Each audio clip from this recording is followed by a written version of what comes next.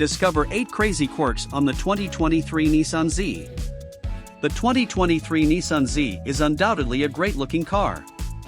Brothers FOURR Speed YouTube channel are lucky enough to have early access to one, and instead of looking for things to unfairly nitpick on the car, our presenter is going a different route. In a very Doug DeMuro way, he will show us all the Z's crazy little quirks and features. The 2023 Nissan Z sitting in our host's garage is the Z Performance, which is replacing the outgoing 370Z. Our host has already owned two 370ZS and intends to purchase the new Z. Although he loves the car and is ready to purchase it, he is not ready to make a 5 things he hates video just yet because he has not driven the car enough to give a proper nitpicking review. However, as he is so experienced with the Nissan Z lineage, he can tell us things that they have improved upon. We begin with the fuel filler cap. He compares the size of the gas cap with his hand. While completely opening his hand and placing it on the cap, he tells us there's an extra 2 inches longer than his hand.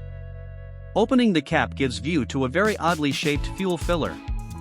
Of course, the arch in the rear quarter panel is the reason for the large cap, but it is odd regardless. The fuel filler door, however, does lock when the doors lock, which is a pretty cool feature. Although no one has actually sucked gas out of a tank since 1985, we think it's a great feature.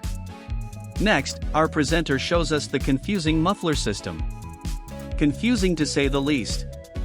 The muffler joins the 2 exhaust pipes, but in a way that can be easily bypassed.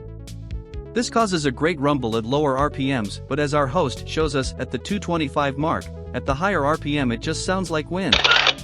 The next feature he shows is already available on cars like Mercedes E-classes that have been available for many generations, which is holding the unlock button on the key fob to open all the windows.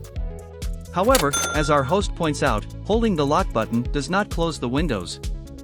This is a safety issue. Next, he shows us that the car has a button to open the rear hatch. Unlike most cars, you need to unlock it with the fob or inside the car. He also shows us the seats, which host the buttons for controlling positioning on the inside of the seat near the console. The last button he shows us is for sport mode, which is on the center console.